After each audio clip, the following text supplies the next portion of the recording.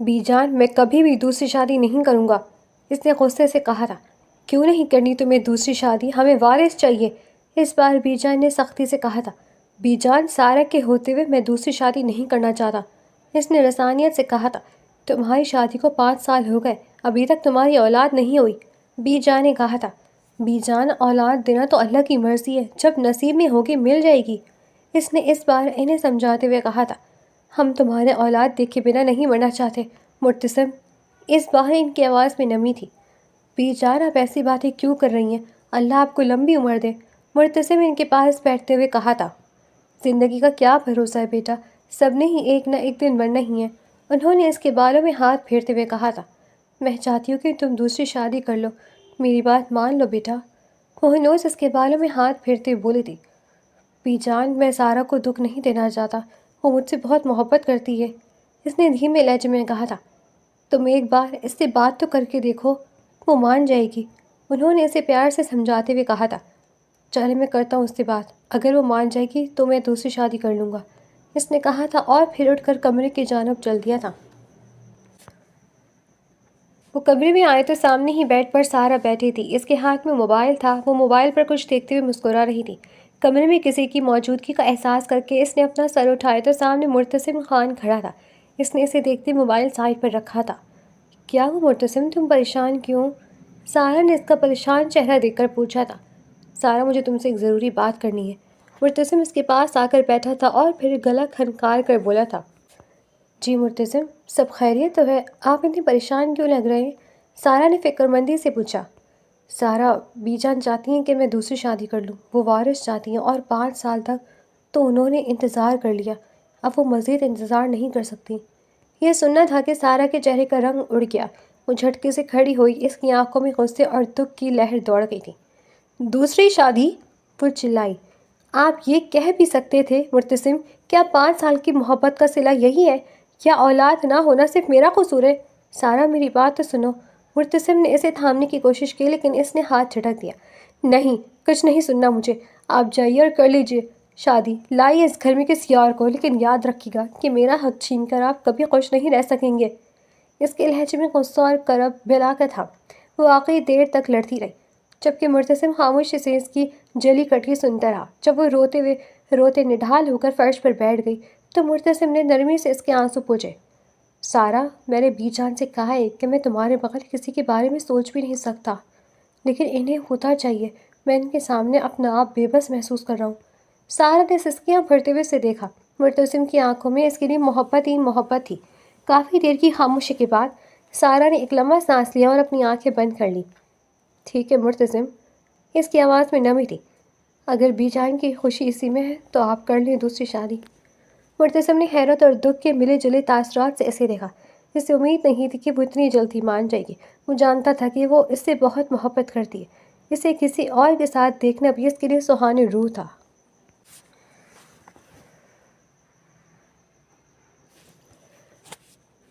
اماں، اماں، کہاں ہیں آپ؟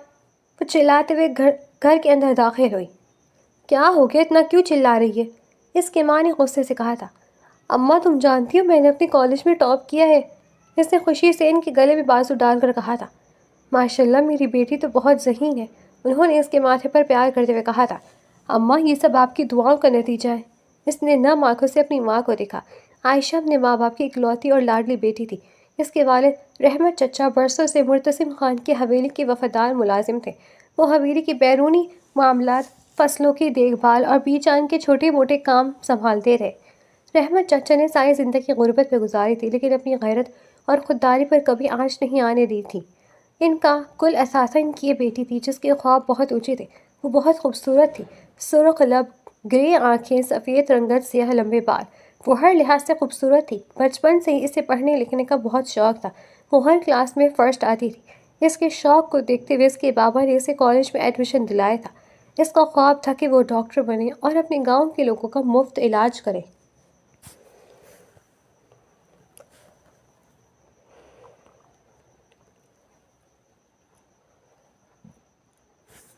مرتسم نے ایک گہرا سانس لیا، اپنے بکھرے ہوئے جذبات کو سمیٹا اور بھاری قدموں سے بی جان کے کمرے کی طرف چل دیا۔ اس کے دل میں ایک عجیب سی خلش تھی، وہ سارا کی جگہ کسی اور کو نہیں دے سکتا تھا، لیکن دوسری طرف بی جان کی خواہش تھی۔ جب وہ بی جان کے کمرے میں داخل ہوا تو وہ جان نماز پہ بیٹھی تسبیح پڑھ رہی تھی۔ اسے دیکھتے ہی انہوں نے سوالیہ نظروں سے اس کی طرف دیکھا۔ بی جان، سارا مان گئی ہے، مرتسم نے دھیمے لہجے میں کہا اور سر جھکا کر ان کے قریب بیٹھ گیا۔ بی جان کے چہرے پر ایک فاتحانہ مسکراہٹ آئی۔ مجھے معلوم تھا کہ وہ مان جائے گی، لیکن بی جان، میں ابھی شادی نہیں کرنا چاہتا، مرتسم نے بے بسی سے کہا۔ جب تمہیں اولاد کی خوشی ملے گی نا تو تم یہ سب بھول جاؤ گے۔ خیر، میں نے لڑکی بھی ڈھونڈ رکھی ہے۔ بی جان کے لہجے میں خوشی جھلک رہی تھی۔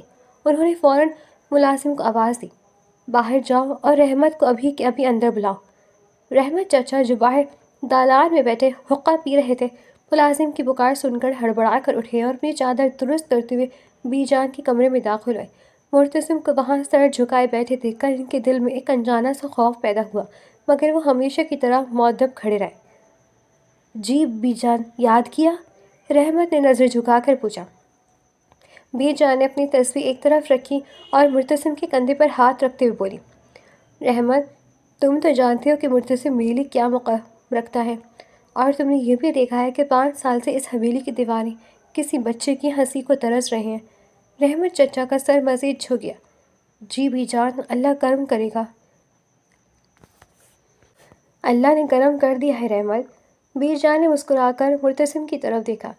میں نے فیصلہ کیا کہ مرتسم کی دوسری شادی کروں گی، اور میں چاہتی ہوں کہ تم اپنی بیٹی عائشہ کا ہاتھ مرتسم کے ہاتھ میں دے دو۔ یہ سننا تھا کہ جیسے کمرے میں سکتہ چھا گیا ہو۔ مرتسم نے جھٹکے سے سر اٹھا کر بی جان کو دیکھا۔ اسے توقع نہیں تھی کہ بی جان کی نظر ان کے اپنے وفادار ملازم کی بیٹی پر ہوگی۔ ادھر رحمت چچا کے پیروں تلے سے جیسے زمین نکل گئی۔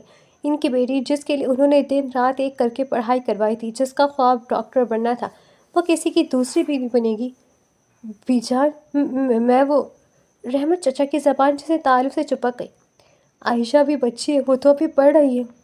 وہ جوان ہے رحمت، اور بہت خوبصورت ہے۔ بی جان کا لہجہ فیصلہ کن تھا۔ اس حویلی کی بہو بن کر وہ راج کرے گی۔ بولو، تمہیں منظور ہے؟ رحمت چچا نے مرتسم کی طرف دیکھا، جس کی آنکھوں میں خود ایک اذیت تھی، مگر خاندانی روایت اور بی جان کے حکم کے سامنے وہ بھی خاموش تھا۔ رحمت چچا جانتے تھے کہ بی جان کا انکار ان کے لیے ممکن نہیں تھا، مگر عائشہ کے خوابوں کا کیا ہوگا؟ عائشہ اپنے کمرے میں بیٹھی اپنی میڈیکل کی کتابیں دیکھ رہی تھی جب رحمت چچا بھاری قدموں سے گھر میں داخل ہوئے۔ ان کا چہرہ اترا ہوا تھا اور آنکھیں سرخ تھیں۔ کیا ہوا ابا، آپ کی طبیعت تو ٹھیک ہے؟ عائشہ نے فکر مندی سے پوچھا۔ رحمت چچا نے اپنی بیٹی کے معصوم چہرے کو دیکھا اور پھوٹ پھوٹ کر رو دیے۔ بیٹی، تمہارے نصیب میں شاید کچھ اور ہی لکھا تھا۔ بی جان نے تمہارا رشتہ مانگ لیا ہے مرتسم خان کے لیے۔ عائشہ کے ہاتھ سے کتاب گر گئی۔ اس کے کانوں میں جیسے سائیں سائیں ہونے لگی۔ دوسری بیوی؟ بابا، میرا کالج، میرا ڈاکٹر بننے کا خواب؟ عائشہ کے پیروں تلے سے زمین نکل گئی۔ جس حویلی کو وہ اب تک اپنے بابا کی جائے ملازمت سمجھتی تھی، وہاں اسے ایک سوتن بن کر جانا ہوگا۔ اس کے تمام خواب، وہ میڈیکل کی کتابیں، وہ روشن مستقبل جس کے لیے اس نے دن رات ایک کیے تھے، پل بھر میں دھندلا گئے۔ نہیں بابا، ایسا نہیں ہو سکتا۔ عائشہ کی آواز میں کپکپاہٹ تھی۔ آپ نے تو کہا تھا میں پڑھ لکھ کر گاؤں کا نام روشن کروں گی۔ آپ بی جان سے کہیں کہ میں بھی شادی کرنا نہیں چاہتی۔ رحمت چچا نے نم آنکھوں سے اپنی بیٹی کو دیکھا۔ ان کی خاموشی عائشہ کے لیے اس کی قیامت سے کم نہ تھی۔ وہ جانتے تھے کہ بی جان کا حکم ٹالنا ان کے بس میں نہیں تھا۔ بیٹی، ہم نمک خوار ہیں ان کے۔ بی جان نے آج تک ہم پر بہت احسانات کیے۔ آج انہوں نے کچھ مانگے تو میں انکار کرنے کی سکت نہیں رکھتا۔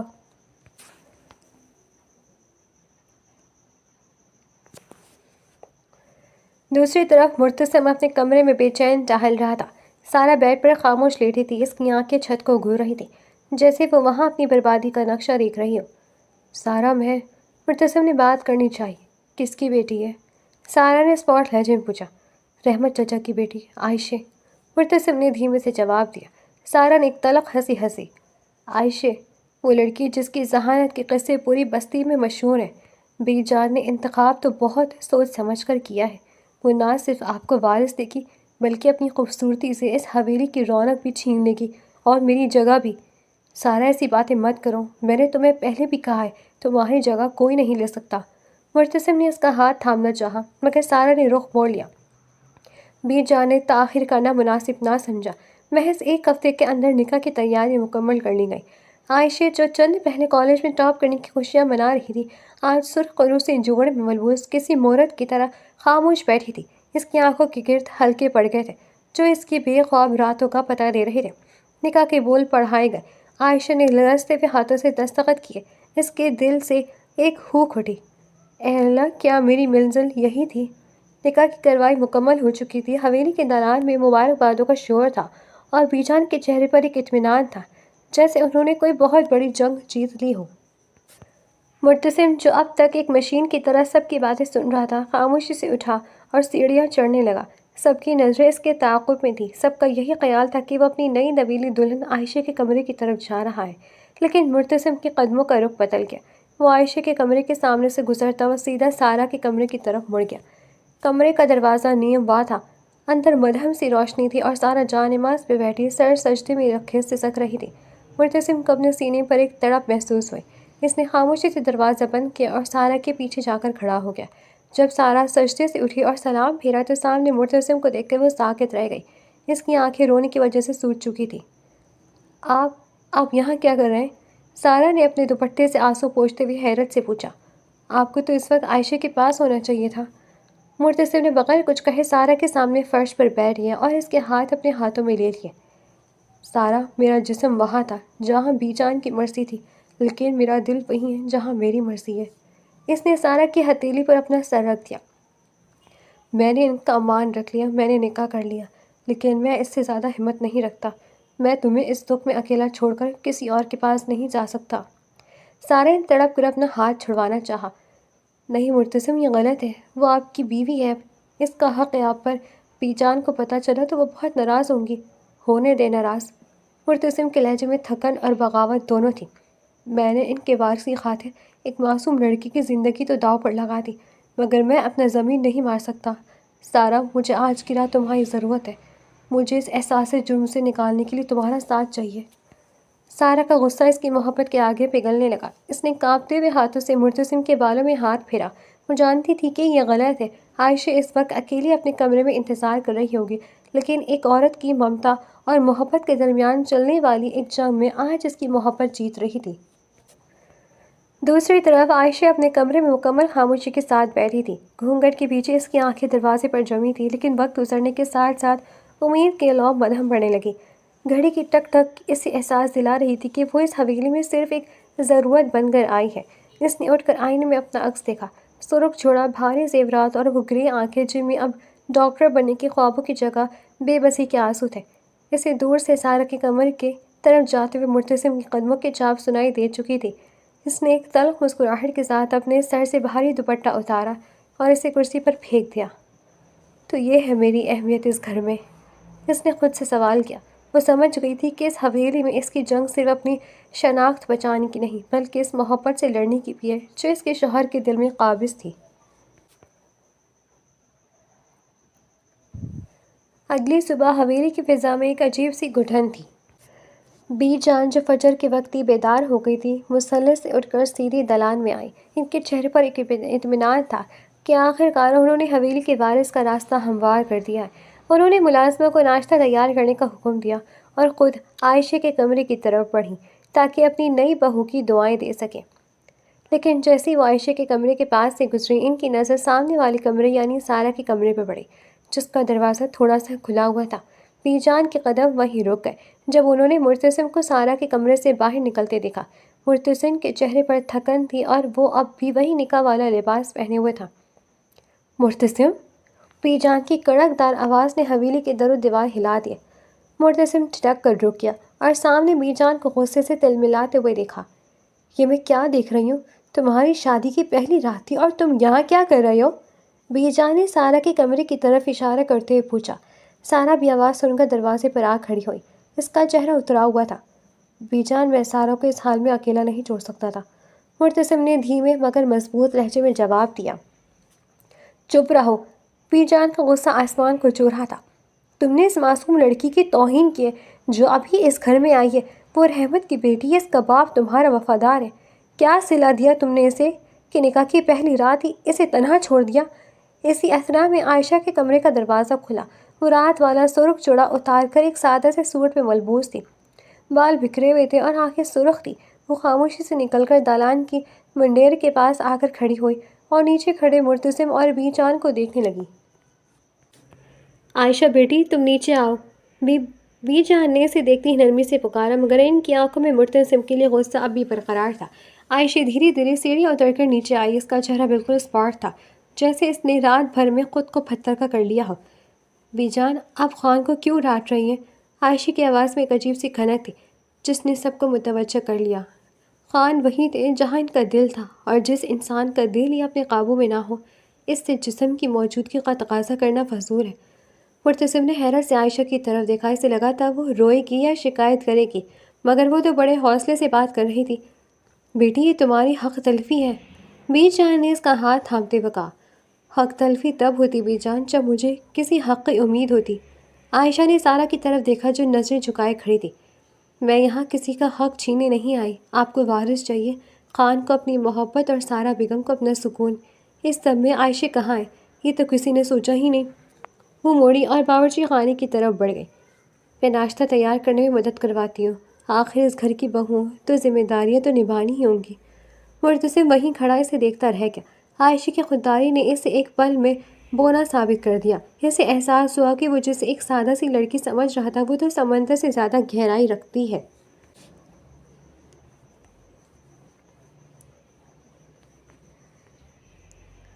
عائشہ کا یہ انداز سارہ کو متاثر کرنے کے بجائے اس کے دل میں کانٹے کی طرح چبھ گیا۔ اسے عائشہ کی خودداری میں ایک طرح کی چالاکی نظر آنے لگی۔ سارہ کو لگا کہ یہ لڑکی بی جان کی ہمدردیاں سمیٹ کر اسے مرتسم کی نظروں میں گرا رہی ہے۔ ناشتے کی میز پر خاموشی کا راج تھا، مگر سارہ کی نظریں عائشہ کا تعاقب کر رہی تھی۔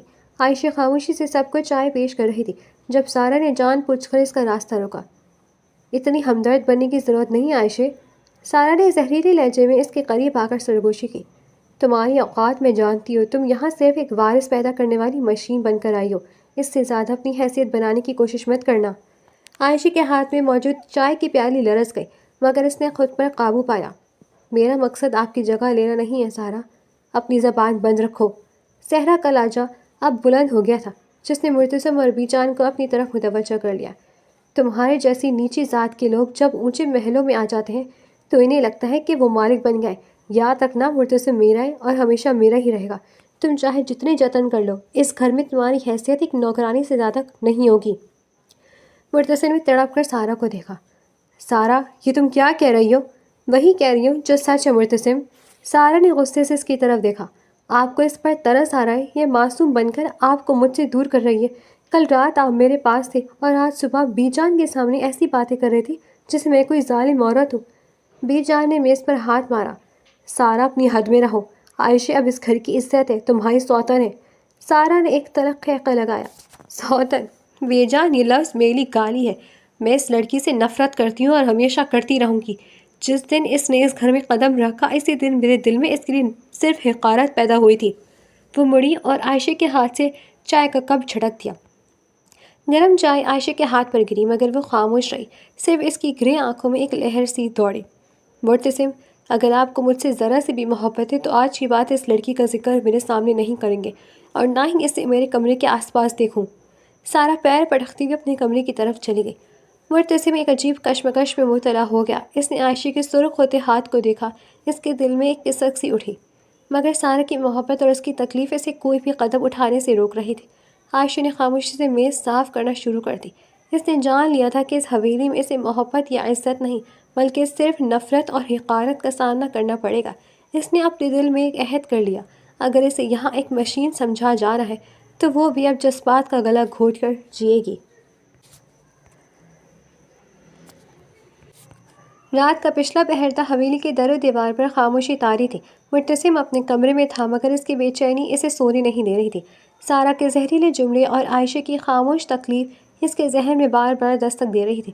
اسے رہ رہ کر عائشہ کا وہ سرخ ہاتھ یاد آ رہا تھا جس پر سارہ نے گرم چائے گرائی تھی۔ اس نے گہرا سانس لیا اور فیصلہ کن انداز میں اٹھ کھڑا ہوا۔ آج اسے اپنے ایک اور فرض کو نبھانا تھا، وہ فرض جس کا بوجھ بی جان نے اس کے کندھوں پر ڈالا تھا اور جس کے لیے عائشہ اپنی زندگی قربان کر کے یہاں آئی تھی۔ مرتسم نے آہستہ سے عائشہ کے کمرے کا دروازہ کھولا تو دیکھا وہ بیڈ پر نیم دراز تھی۔ اس کی آنکھیں بند تھیں، مگر پلکوں پر ٹھہرے آنسو اس بات کی گواہی دے رہے تھے کہ وہ جاگ رہی ہے۔ کمرے کی مدھم روشنی میں اس کا اداس چہرہ مزید پرکشش لگ رہا تھا۔ مرتسم کی آہٹ پا کر عائشہ نے چونک کر آنکھیں کھولی اور ہڑبڑا کر بیٹھ گئی۔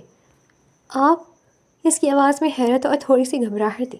مرتسم خاموشی سے اس کے قریب بیڈ پر بیٹھ گیا۔ اس نے بغیر کچھ کہے عائشہ کا وہ ہاتھ تھاما جس پر جلنے کا نشان تھا۔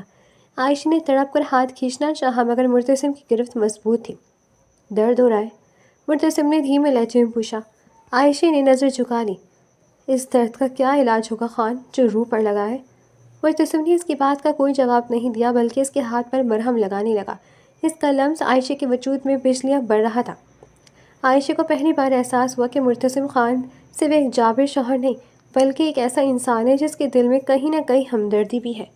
مرتسم نے مرہم لگا کر اس کا ہاتھ چھوڑا اور براہ راست اس کی گرے آنکھوں میں دیکھا۔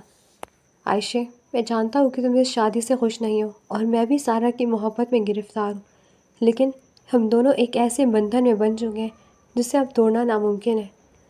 عائشہ نے خاموش رہی مگر اس کی سانسوں کی ترتیب بگڑ رہی تھی۔ بے جان کو وارث چاہیے اور یہ حویلی ایک جانشین مانگ رہی ہے۔ مرتسم کا لہجہ سنجیدہ اور گہرا ہو گیا تھا۔ اس نے عائشہ کے چہرے پر جھکی ایک لٹ کو نرمی سے کان کے پیچھے کیا۔ آج میں یہاں سے واپس نہیں جاؤں گا۔ آج مجھے اپنا وہ حق لینا ہے جو اس نکاح نے مجھے دیا ہے۔ عائشہ کا دل زور زور سے دھڑکنے لگا۔ اسے معلوم تھا کہ یہ لمحہ آنا ہی تھا مگر مرتسم کی قربت نے اسے بے بس کر دیا تھا۔ اس نے مزاحمت نہیں کی بلکہ اپنی آنکھیں موند لی۔ مرتسم نے اس کا چہرہ اپنے ہاتھوں کے پیالے میں لے لیا۔ اس رات حویلی کے اس کمرے میں نفرت اور مجبوری کے سائے تلے ایک نئے رشتے کی بنیاد رکھی جا رہی تھی۔ مرتسم نے عائشہ کے وجود سے اس کا حق وصول کیا، ایک ایسی قربت جو شاید محبت سے خالی تھی مگر اس میں ایک عجیب سی تڑپ اور ضرورت شامل تھی۔ اگلی صبح جب سورج کی پہلی کرن حویلی کے آنگن میں اتری تو فضا میں ایک عجیب سی بھاری بھرکم خاموشی تھی۔ سارا رات بھر بے چین رہی تھی۔ اسے یقین تھا کہ مرتسم ہمیشہ کی طرح اس کے پاس آئے گا مگر جب پھر پو پھٹنے تک کمرے کی دہلیز سونی رہی تو اس کے دل میں شک کا ناگ پن پھیلانے لگا۔ وہ غصے اور بے یقینی کی کیفیت میں اپنے کمرے سے نکلی جیسے ہی اس کی نظر مرتسم پر پڑی جو عائشہ کے کمرے سے باہر نکل رہا تھا۔ سارا کے پاؤں تلے سے زمین نکل گئی۔ مرتسم کی آنکھوں میں ایک عجیب سی تھکن اور ندامت تھی مگر سارا کے لیے یہ منظر کسی قیامت سے کم نہ تھا۔ تو یہ سچ ہے؟ سارا کی آواز تھڑاہٹ سے گونجی۔ مرتسم کے قدم وہیں رک گئے۔ اس نے سارا کی سرخ آنکھوں میں دیکھا جہاں برسوں کا مان ٹوٹ کر کرچی کرچی ہو رہا تھا۔ سارا میری بات سنو۔ مرتسم نے اس کے قریب جانے کی کوشش کی مگر سارا 2 قدم پیچھے ہٹ گئی۔ مت چھوئیں مجھے، وہ چلائی۔ اس کی آواز میں اتنی تکلیف تھی کہ حویلی کے ملازم بھی ٹھٹک گئے۔ آپ نے وعدہ کیا تھا مرتسم، آپ نے کہا تھا کہ وہ لڑکی صرف ایک نام کی بیوی بن کر رہے گی، پھر کل رات آپ اس کے پاس کیوں رکے؟ کیوں اپنا آپ اسے سونپ دیا؟ بی جان کی ضد اور میرا فرض؟ مرتسم نے بھی اپنا جملہ پورا کیا تھا کہ سارا نے تلخی سے اسے کاٹ دیا۔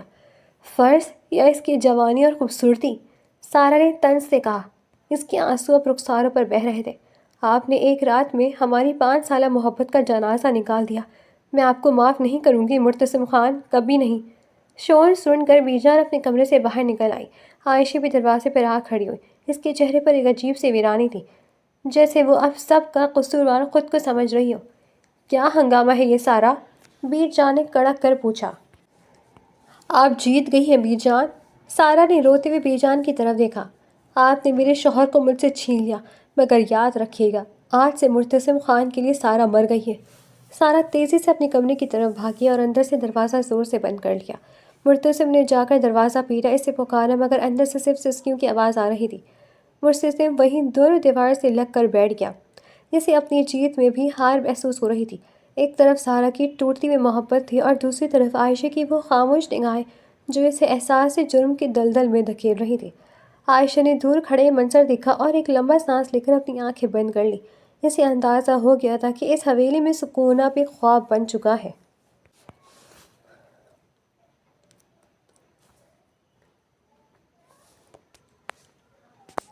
سارا کی ناراضگی نے حویلی میں ایک طوفان برپا کر دیا تھا۔ مرتسم کئی گھنٹوں تک اس کے کمرے کے باہر کھڑا منتیں کرتا رہا مگر سارا نے دروازہ نہ کھولا۔ اس کے دل میں لگی آگ اب نفرت میں بدل رہی تھی جس کا نشانہ نہ صرف مرتسم بلکہ معصوم عائشہ بھی تھی۔ مرتسم جو سارا کو ٹوٹ کر چاہتا تھا اس کی اس حالت پر خود بھی ٹوٹ پھوٹ کا شکار تھا۔ اس نے غصے اور جھنجھلاہٹ میں عائشہ کے کمرے کا رخ کیا۔ عائشہ جو ابھی اپنی زندگی کی اس نئی حقیقت کو تسلیم کرنے کی کوشش کر رہی تھی، مرتسم کو اچانک سامنے دیکھ کر سہم گئی۔ خوش تو بہت ہوگی تم، مرتسم نے اس کے قریب آ کر دھارتے ہوئے کہا۔ تمہاری وجہ سے سارا مجھ سے دور ہو گئی ہے، وہ رو رہی ہے اور تم یہاں خاموشی سے بیٹھی تماشا دیکھ رہی ہو۔ عائشہ کی آنکھوں میں آنسو آ گئے۔ خان، اس میں میرا کیا قصور ہے؟ میں نے تو کبھی نہیں چاہا کہ یہ سب ہو، یہ تو بس ایک لفظ بھی مت بولنا۔ مرتسم نے ہاتھ کے اشارے سے اسے خاموش کروا دیا۔ تمہاری حیثیت اس گھر میں صرف ایک ضرورت کی ہے، یہ بات یاد رکھنا۔ میرے دل تک پہنچنے کی کوشش بھی مت کرنا، کیونکہ وہاں صرف سارا رہتی ہے۔ وہ غصے سے پیر پٹکتا ہوا باہر نکل گیا، عائشہ کو ایک ایسے کرب میں چھوڑ کر جس کا کوئی مداوع نہ تھا۔ 1 مہینے بعد وقت گزرتا گیا مگر حویلی کی تلخی کم نہ ہوئی۔ سارا نے مرتسم سے بات کرنا چھوڑ دی تھی اور عائشہ کو دیکھتے ہی زہریلے جملے کسنا اس کا معمول بن گیا تھا۔ مرتسم بھی سارا کو منانے کی کوشش میں عائشہ سے بالکل کٹ گیا تھا، جیسے اس کا کوئی وجود ہی نہ ہو۔ ایک صبح عائشہ ناشتے کی میز لگا رہی تھی کہ اچانک اسے چکر آیا اور وہ لڑکھڑا کر کرسی سے لگ گئی۔ اس کا چہرہ زرد پڑ گیا تھا اور اسے شدید متلی محسوس ہو رہی تھی۔ بی جان جو وہیں موجود تھی فوراً اس کے قریب آئی۔ عائشہ، کیا ہو بی جی؟ عائشہ نے اپنا سر تھاما۔ کچھ نہیں بی جان، بس تھوڑی کمزوری محسوس ہو رہی ہے۔ بی جان کے تجربے کار چہرے پر ایک دم چمک آ گئی۔ انہوں نے مسکرا کر عائشہ کے سر پر ہاتھ رکھا۔ کمزوری نہیں بیٹی، یہ تو خوشخبری کی دستک لگ رہی ہے۔ انہوں نے بلند آواز میں مرتسم کو پکارا۔ مرتسم اور سارا دونوں ہی وہاں پہنچے۔ مرتسم، ڈاکٹر کو بلاؤ، مجھے لگتا ہے میری مراد پوری ہونے والی ہے۔ بی جان نے خوشی سے نہال ہوتے کہا۔ سارا کا رنگ یہ سن کر فخ ہو گیا۔ اس نے حقارت اور حسد بھری نظروں سے عائشہ کی پیٹ کی طرف دیکھا۔ وہ جس چیز سے ڈر رہی تھی وہی ہونے جا رہا تھا۔ عائشہ کی خاموشی اور اس کی ضرورت اب اس حویلی میں اس کی مستقل جگہ بنانے والی تھی۔ ڈاکٹر نے آ کر معائنہ کیا اور وہی ہوا جس کی بی جان کو امید تھی۔ مبارک ہو بی جان، عائشہ بی بی امید سے ہے۔ خوشیوں کے بیچ 3 زندگیاں مزید الجھ گئیں۔ بی جان نے عائشہ کو گلے لگایا۔ مرتسم کے چہرے پر ایک عجیب سی کشمکش تھی، ایک طرف باپ بنے کا احساس اور دوسری طرف سارا کا ٹوٹا ہوا مان۔ سارا جو اب تک خاموش کھڑی تھی اچانک قہقہ لگا کر ہنس پڑی۔ مبارک ہو مرتسم خان، آپ کا وارث ملنے والا ہے، لیکن یاد رکھیے گا یہ بچہ آپ دونوں کے درمیان محبت کا نہیں بلکہ میرے دکھ اور اس لڑکی کی مجبوری کا نشان ہوگا۔ وہ وہاں سے بھاگتی ہوئی گئی اور اپنے کمرے میں جا کر دھاڑی مار کر رونے لگی۔ مرتسم نے عائشہ کی طرف دیکھا جس کی گرے آنکھوں میں اب آنے والی اولاد کے لیے ایک نیا حوصلہ تھا، مگر مرتسم کی نظروں میں اس کے لیے اب بھی وہ تڑپ نہیں تھی جس کی وہ حقدار تھی۔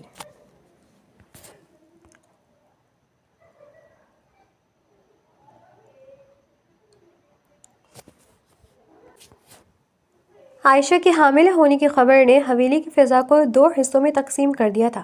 ایک طرف بی جان تھی جو خوشی سے پھولے نہیں سما رہی تھی، انہوں نے پورے گاؤں میں مٹھائیاں بانٹنے کا حکم دے دیا۔ دوسری طرف سارا تھی جس کی خاموشی کسی بڑے طوفان کا پتہ دے رہی تھی۔ مرتسم کے لیے یہ صورتحال انتہائی پیچیدہ ہو گئی تھی۔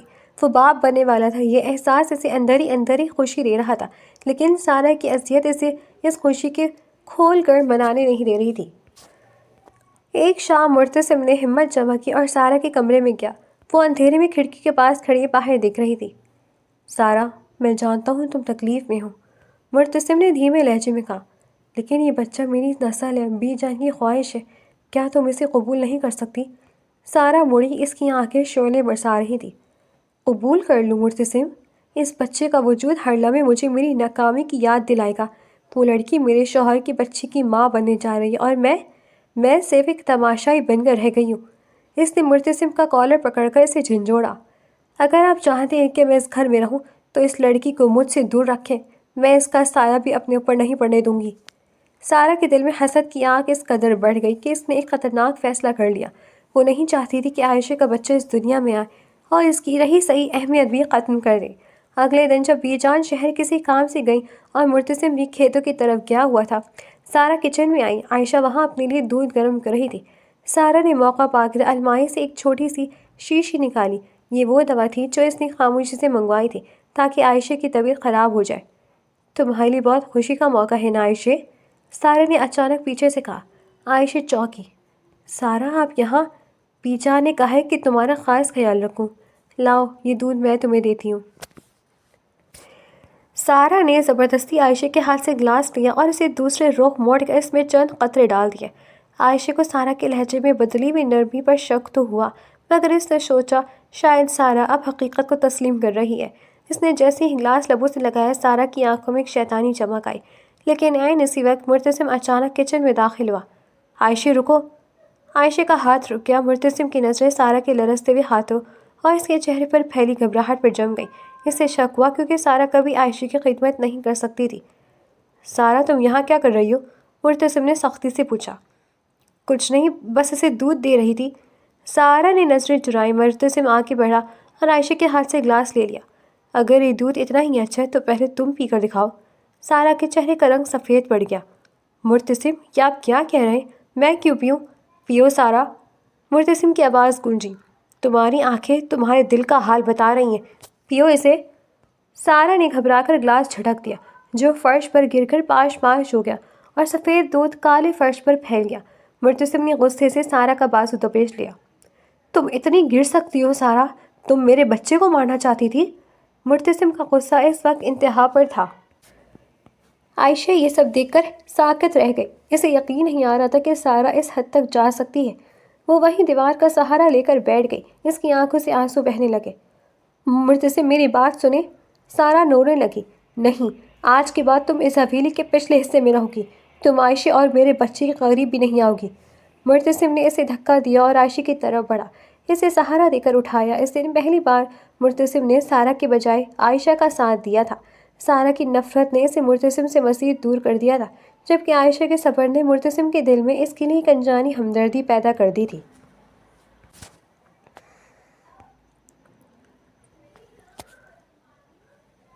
حویلی میں ہونے والا یہ ہنگامہ تو محض ایک شروعات تھی، لیکن سارا کے دل میں چھپا اصل سچ اس سے کہیں زیادہ بھیانک تھا۔ حقیقت وہ نہیں تھی جو نظر آ رہی تھی۔ سارا، جسے مرتسم اپنی زندگی اور محبت سمجھتا تھا، دراصل ایک نہایت شاطر اور لالچی عورت تھی۔ اس کی مرتسم سے شادی کوئی اتفاق یا محبت کا نتیجہ نہیں تھی، بلکہ ایک سوچی سمجھی سازش تھی۔ سارا برسوں سے شہریار نامی ایک لڑکے سے محبت کرتی تھی، جس کے ساتھ شہر میں رہتا تھا۔ شہریار اور سارا دونوں کا تعلق متوسط طبقے سے تھا اور ان کا خواب تھا کہ وہ عیش و عشرت کی زندگی گزارے۔ جب سارا کو مرتسم خان اور اس کی بے پناہ دولت کا پتہ چلا تو اس نے اور شہریار نے مل کر یہ منصوبہ بنایا کہ وہ مرتسم کے دل میں جگہ بنا کر اس کی جائیداد اپنے نام کروائے گی اور پھر اسے چھوڑ کر شہریار کے پاس چلی جائے گی۔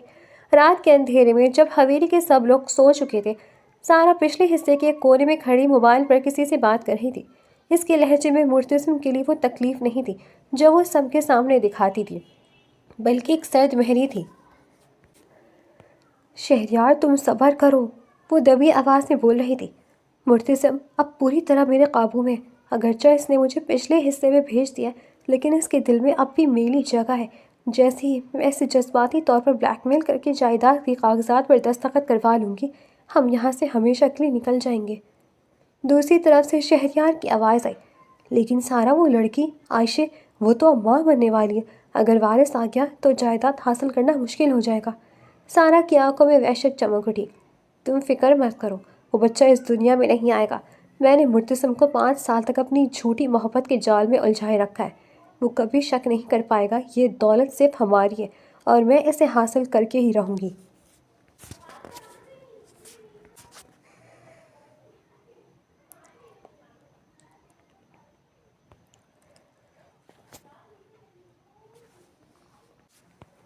حویلی کی فضاؤں میں سازش کا زہر گھل چکا تھا۔ بی جان شہر گئے ہوئے تھے اور مرتسم کھیتیوں سے واپسی پر کافی تھکا ہوا واپس آ رہا تھا۔ سارا نے آج بہت چالاکی سے مرتسم کو نیند آور گولیاں ملائی ہوئی چائے پلائی تھی، مگر مرتسم نے وہ چائے پوری نہیں پی تھی کیونکہ اسے عائشہ کی کہی ہوئی کچھ باتیں یاد آ رہی تھی۔ اسے نیند تو آ رہی تھی مگر اس کا شعور بیدار تھا۔ رات کے سناٹے میں سارا نے حویلی کا پچھلا چھوٹا دروازہ کھولا جہاں شہریار اندھیرے میں چھپا کھڑا تھا۔ آ جاؤ شہریار، سب سو رہے ہیں۔ سارا نے اسے اندر بلایا اور اپنے کمرے کی طرف لے گئی، اس بات سے بے خبر کہ مرتسم تھوڑی دیر پہلے ہی پانی پینے کے لیے اٹھا تھا اور اسے سارا کا سایہ دالان میں نظر آ گیا تھا۔ مرتسم کے ماتھے پر پسینہ آ گیا۔ اس نے دبے قدموں سے سارا کے کمرے کا رخ کیا۔ کمرے کا دروازہ تھوڑا سا کھلا تھا۔ اندر کا منظر دیکھ کر مرتسم کے پیروں تلے سے زمین نکل گئی۔ سارا جو اس کے سامنے پارسا بنتی تھی، ایک اجنبی مرد کے ہاتھ میں ہاتھ ڈالے بیڈ پر بیٹھی مسکرا رہی تھی۔ بس شہریار، اب کچھ ہی گھنٹوں کی بات ہے، سارہ کی آواز میں وہ مٹھاس تھی جو مرتسم کے لیے کبھی نہیں تھی۔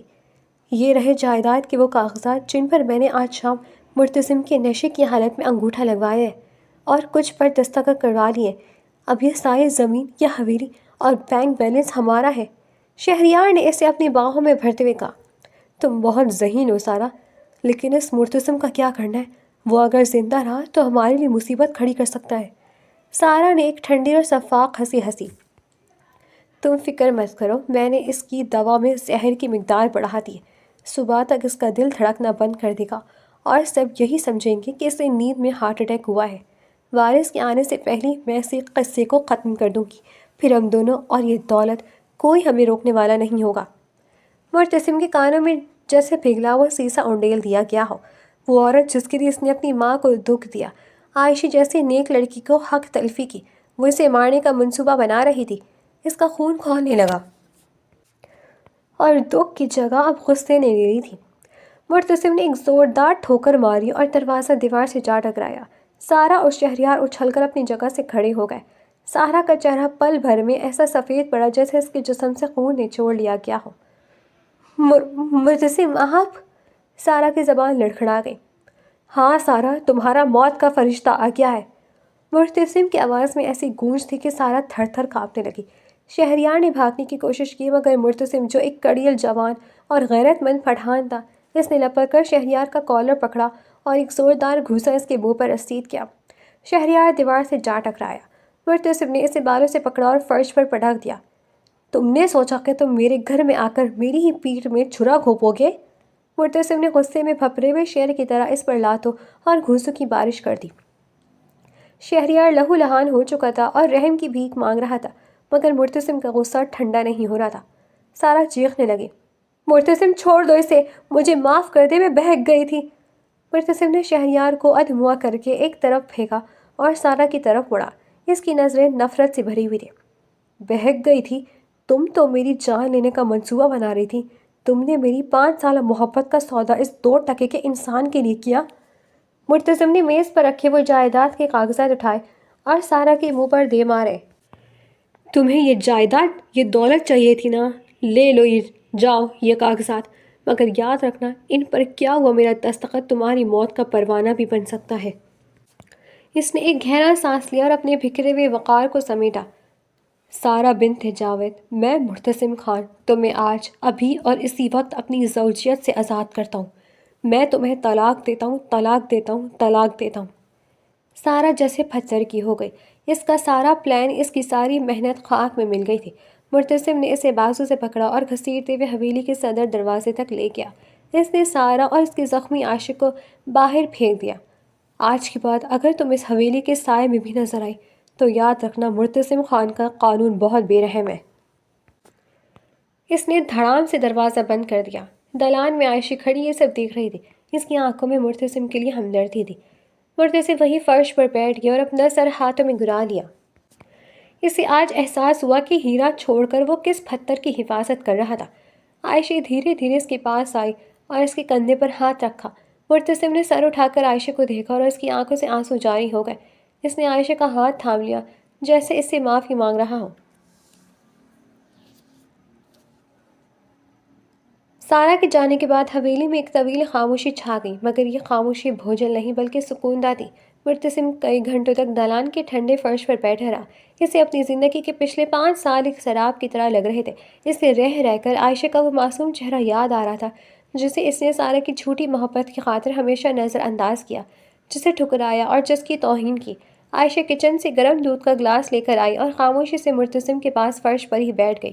اس نے کوئی شکوہ نہیں کیا، کوئی طعنہ نہیں دیا، بس خاموشی سے گلاس مرتسم کی طرف بڑھا دیا۔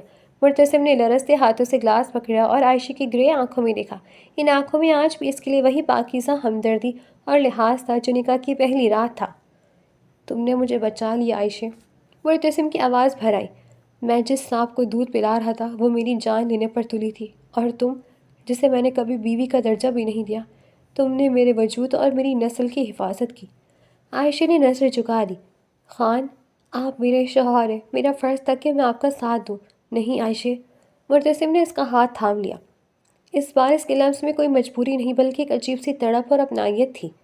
مجھے معاف کر دو، میں نے تمہارے خواب چھینے، تمہیں اس حویلی میں سوتن کا دکھ دیا، تمہارے جذبات کی قدر نہیں کی۔ کیا تم مجھے ایک موقع دو گی کہ میں اپنی تمام غلطیوں کا ازالہ کر سکوں؟ عائشہ کی آنکھوں سے ایک آنسو ٹوٹ کر مرتسم کے ہاتھ پر گرا۔ مرتسم نے نرمی سے اس کے آنسو پوچھا اور اسے سہارا دے کر اٹھایا۔ اس رات کے بعد مرتسم خان بالکل بدل گیا۔ وہ جو کبھی سارا کے کمرے سے باہر نہیں نکلتا تھا، اب اس کا پورا وقت عائشہ کے گرد گھومنے لگا۔ وہ خود عائشہ کے کھانے پینے کا خیال رکھتا، اسے وقت پر دوائیاں دیتا اور اس کی ہر چھوٹی بڑی ضرورت کا دھیان رکھتا۔ ایک شام جب سورج ڈھل رہا تھا، مرتسم عائشہ کے لیے ڈھیروں کتابیں اور ایک نیا لیپ ٹاپ لے کر آیا۔ عائشہ نے حیرت سے اسے دیکھا۔ یہ سب کیا ہے خان؟ مرتسم نے اس کے پاس بیٹھتے ہوئے محبت سے کہا۔ تمہارے خواب عائشہ، میں نے تمہارا کالج چھڑوایا تھا نا، لیکن اب میں تمہیں مزید پڑھنے سے نہیں روکوں گا۔ تم گھر بیٹھے اپنی تعلیم جاری رکھو۔ میں نے شہر کے بہترین اساتذہ سے بات کر لی ہے، وہ تمہیں آن لائن پڑھائیں گے۔ میں چاہتا ہوں کہ میرا بچہ جب اس دنیا میں ہے تو اسے اپنی ماں پر فخر ہو کہ وہ ایک ڈاکٹر ہے۔ عائشہ کی خوشی کا کوئی ٹھکانہ نہ رہا۔ اسے یقین نہیں آ رہا تھا کہ جو مرتسم اسے ضرورت کہتا تھا، آج وہ اس کے خوابوں کا محافظ بن گیا ہے۔ مرتسم اب اکثر راتوں کو عائشہ کے پاس بیٹھ کر آنے والے بچے کے بارے میں باتیں کرتا۔ مرتسم کو عائشہ کی خاموشی میں بھی ایک موسیقی سنائی دیتی تھی۔ اسے احساس ہو گیا تھا کہ محبت وہ نہیں تھی جو سارا کے ساتھ جنون کی حد تک تھی، بلکہ محبت وہ جو عائشہ کے ساتھ سکون اور عزت کی صورت میں سے مل رہی تھی۔ بی جان جب واپس آئی اور انہوں نے مرتسم اور عائشہ کو ایک دوسرے کی محبت میں رنگا ہوا دیکھا تو ان کی آنکھوں میں خوشی کے آنسو آ گئے۔ انہوں نے عائشہ کے ماتھے پر پیار کیا اور مرتسم سے کہا، بیٹا، نصیب والے ہوتے ہیں وہ مرد جنہیں عائشہ جیسی مخلص بیویاں ملتی ہیں۔ مرتسم نے عائشہ کا ہاتھ تھام کر بی جان کی بات کی تائید کی۔ بے شک بی جان، میں نے ایک کانچ کے ٹکڑے کی خاطر ہیرا کھو دیا تھا، مگر اللہ کا شکر ہے کہ اس نے مجھے سنبھلنے کا موقع دے دیا۔ حویلی جو کبھی سازشوں کا گڑھ لگتی تھی، اب قہقہوں اور محبت کی خوشبو سے مہک رہی تھی۔ عائشہ کی گرے آنکھوں میں اب دکھ کے بادل چھٹ چکے تھے اور ان کی جگہ ایک روشن مستقبل کی چمک تھی۔ وقت کا پہیہ گھوما اور حویلی کی آنگن میں خوشیوں نے مستقل ڈیرا ڈال دیا۔ عائشہ کی گود ہری ہوئی اور اللہ نے ایک سے خوبصورت تندرست بیٹے سے نوازا جس کی آنکھیں بالکل عائشہ کی طرح گرے تھیں۔ مرتسم کی خوشی کا کوئی ٹھکانہ نہ تھا۔ اس نے پورے علاقے میں جشن منایا اور غریبوں میں کھانا تقسیم کیا۔ اس نے اپنے بیٹے کا نام شاہ میر خان رکھا تھا۔ مرتسم اب ایک مثالی شوہر اور باپ بن چکا تھا۔ وہ عائشہ کی پڑھائی میں بھی اس کا پورا ساتھ دے رہا تھا اور عائشہ نے اپنی ہمت اور مرتسم کی محبت کے سہارے میڈیکل کے امتحانات میں شاندار کامیابی حاصل کر لی تھی۔ اب وہ حویلی کی بہو کے ساتھ ساتھ اپنے گاؤں کی ڈاکٹر عائشہ بھی بن چکی تھی۔ دوسری طرف حویلی سے دھتکاری ہوئی سارا تھی۔ شہر جا کر شہریار سے شادی تو کر لی تھی، مگر اس کی زندگی جہنم بن چکی تھی۔ مرتسم سے جو جائیداد ہڑپنے کا خواب اس نے دیکھا تھا، وہ چکنا چور ہو چکا تھا۔ شہریار جو صرف دولت کی خاطر سارا کے ساتھ تھا، اب اس کا اصل روپ سامنے آ رہا تھا۔ شہر کے ایک تنگ و تاریک کمرے میں سارا بیٹھی اپنے پرانے زخموں کو سہلا رہی تھی۔ اس کے پاس نہ اب وہ ریشمی لباس تھے اور نہ ہی وہ نوکر چاکر۔ شہریار جو کچھ کماتا تھا وہ جوئے اور نشے میں اڑا دیتا تھا اور گھر آ کر سارا پر تشدد کرتا، اس کا معمول بن گیا تھا۔ ایک دن سارا کی طبیعت بہت زیادہ بگڑ گئی۔ اسے شدید تکلیف میں دیکھ کر شہریار اسے ایک سرکاری ہسپتال لے گیا، جہاں گھنٹوں انتظار کے بعد ڈاکٹر نے اس کا معائنہ کیا۔ ڈاکٹر کے کمرے سے باہر نکلتے ہوئے شہریار کے چہرے پر بیزاری تھی، جبکہ سارا رپورٹ ہاتھ میں پکڑے سکتے میں کھڑی تھی۔ ڈاکٹر صاحب، کیا ہوا اسے؟ شہریار نے روکھے پن سے پوچھا۔ ڈاکٹر نے افسوس سے سارا کی طرف دیکھا اور کہا، ان کی اندرونی حالت بہت خراب ہے، سارا بی بی اب کبھی ماں نہیں بن سکتی۔ یہ سننا تھا کہ سارا کے پیروں تلے سے زمین نکل گئی۔ قدرت نے اسے اس موڑ پر لا کھڑا کیا تھا جہاں سے واپسی کا کوئی راستہ نہ تھا۔ شہریار نے وہی ہسپتال کے کوریڈور میں سے زوردار تھپڑ اسکیت کیا۔ بانجھ عورت، میں نے تم سے شادی اس لیے کی تھی کہ تم اس خان کی جائیداد لاؤ گی اور مجھے وارث ہوگی۔ اب نہ تمہارے پاس دولت ہے اور نہ تم ماں بن سکتی ہو، تم میرے کسی کام کی نہیں۔ وہ اسے وہیں تڑپ کر چھوڑ کر چلا گیا۔ سارا فرش پر بیٹھ کر دھاڑی مار مار کر رونے لگی۔ اسے احساس ہوا کہ اس نے ایک سچے انسان مرتسم کو دھوکہ دے کر اور ایک معصوم عورت عائشہ کا دل دکھا کر اپنی دنیا اور آخرت دونوں برباد کر لی تھی۔ اسی شام حویلی کے کشادہ دالان میں مرتسم شاہ میر کو گود میں لیے اسے بہلا رہا تھا اور عائشہ پاس بیٹھی اپنی ڈاکٹری کی کوئی کتاب پڑھ رہی تھی۔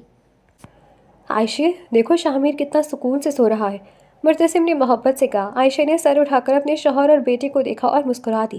خان، یہ سب اللہ کا کرم ہے، ورنہ ایک وقت تھا جب ہمیں لگتا تھا کہ اس گھر میں کبھی خوشیاں نہیں لوٹیں گے۔ مرتسم نے عائشہ کا ہاتھ تھاما اور گہرے لہجے میں بولا، خوشیاں جائیداد یا دولت سے نہیں، مخلص رشتوں سے آتی ہیں عائشہ۔ میں نے بہت دیر سے یہ سبق سیکھا، مگر شکر ہے کہ تم میرے پاس ہو۔ دور افق پر سورج ڈوب رہا تھا، مگر اس حویلی میں ایک نئی اور روشن زندگی کا سورج پوری طرح طلوع ہو چکا تھا۔